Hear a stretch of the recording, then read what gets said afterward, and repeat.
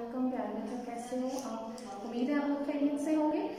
जी तो बच्चों, ये हमारा 12वीं किताब का लेक्चर नंबर 2 है, जो है शबीर नोमानी का तआरुफ। आप भी किताब का सफ़ा नंबर 1 खोलें। मैं आपको साथ साथ पढ़ाऊंगी और एक एक चीज़ का मानी बताऊंगी। आप लोग अपने पास साथ साथ नोट करते जाएं ताकि आपको किसी भी किस्म की मुश्किल का सामना ना करना पड़े।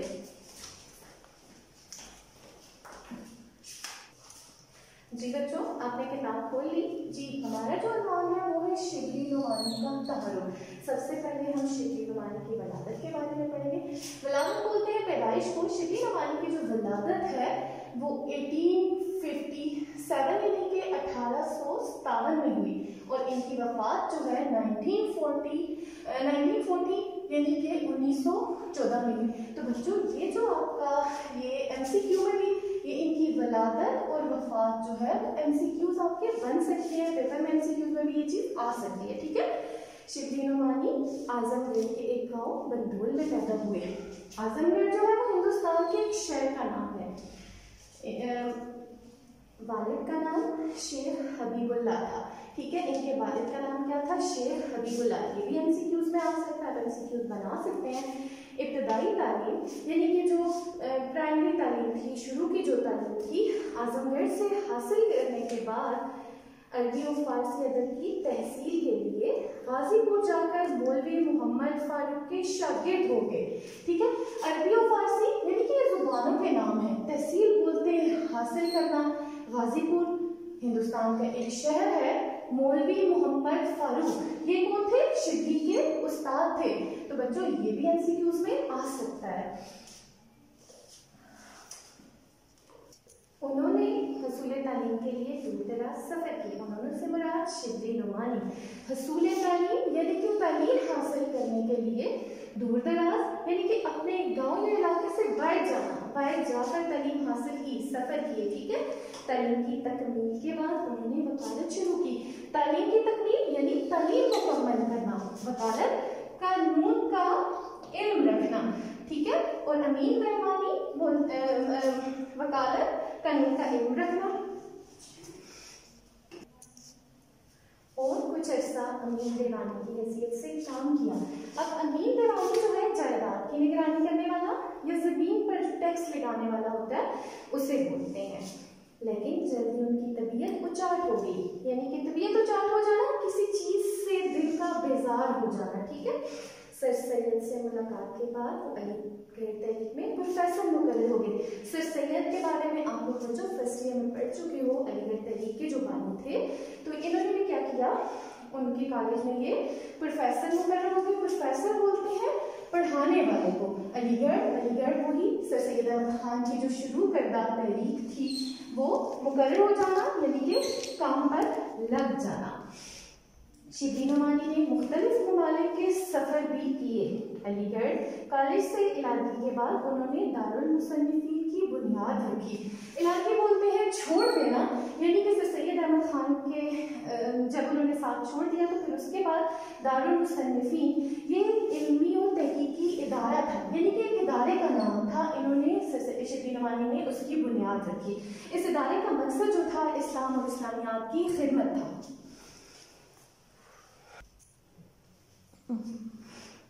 ये इदारा इस्लाम और इस्लामियात के लिए मुमताज़ था। अब इस्लाम और इस्लामियात यानी कि इस्लामी उलूम के लिए मुमताज़ था। ये एक तहकीकी इदारा था।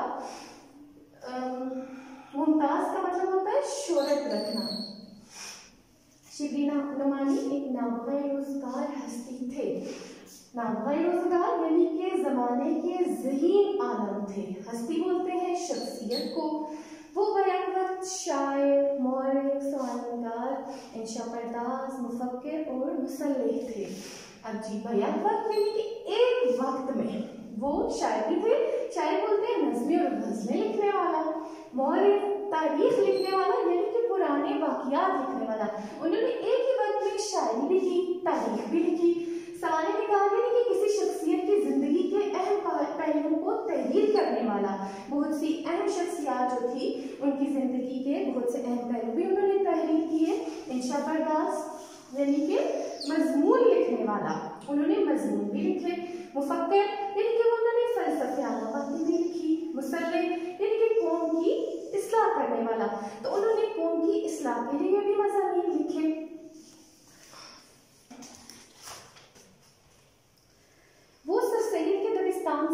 वाबस्ता थे। सर सैयद कब्रिस्तान में थी, जो सर सैयद की इस्लाही तहरीक थी अलीगढ़, उससे भी वो वाबस्ता थे, यानी कि शामिल थे।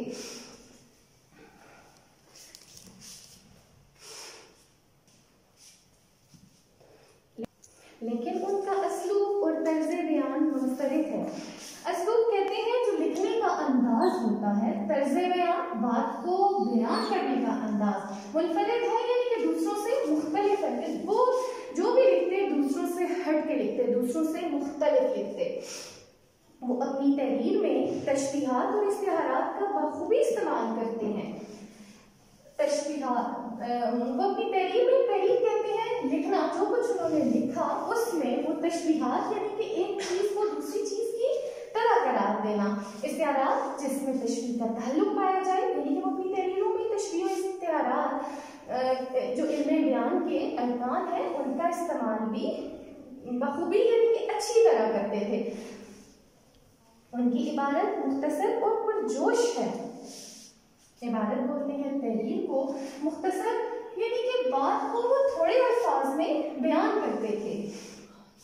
पुरजोश यानी जोश से भरी हुई, वो जो भी बात तहरीर करते थे वो जोश से भरी हुई होती थी। उनकी तहरीर में रवानी और दिलकशी पाई जाती है। रवानी कहते हैं बगैर रुके पढ़ना, यानी कि उनकी तहरीरें ऐसी थी जिनको बंदा बगैर रुके पढ़ सकता था। दिलकशी बोलते हैं खूबसूरती को।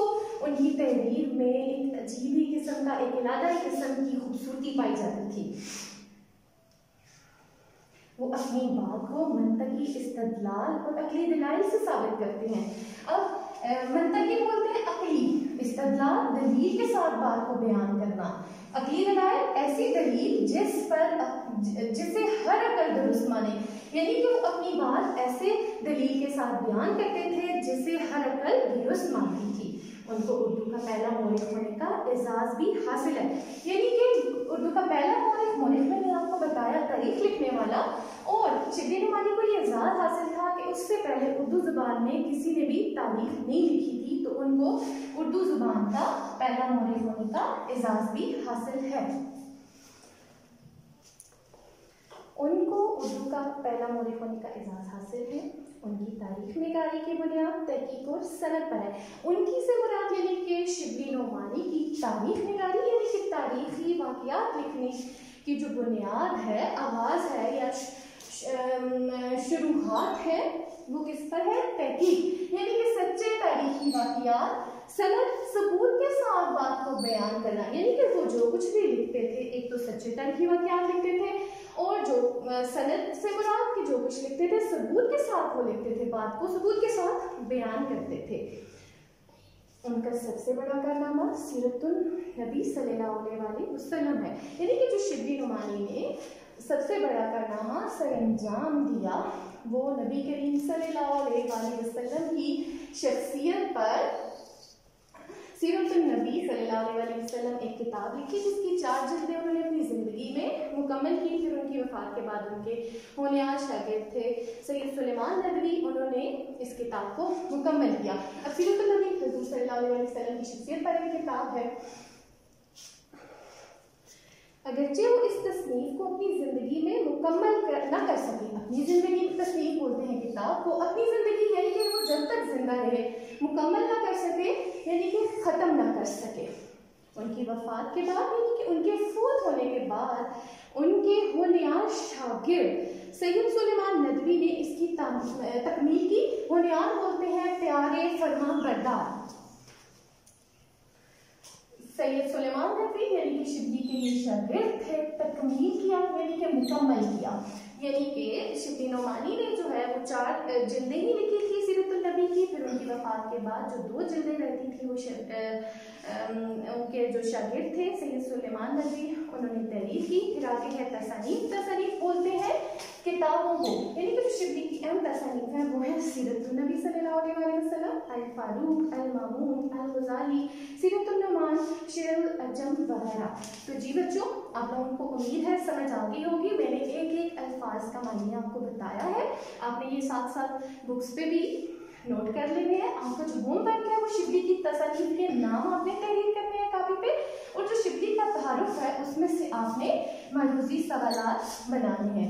ठीक है, इसी उम्मीद के साथ साथ इंशाल्लाह फिर मिलेंगे। आप लोग अपना ख्याल रखिएगा, गाँव में याद रखिएगा। अल्लाह हाफिज़।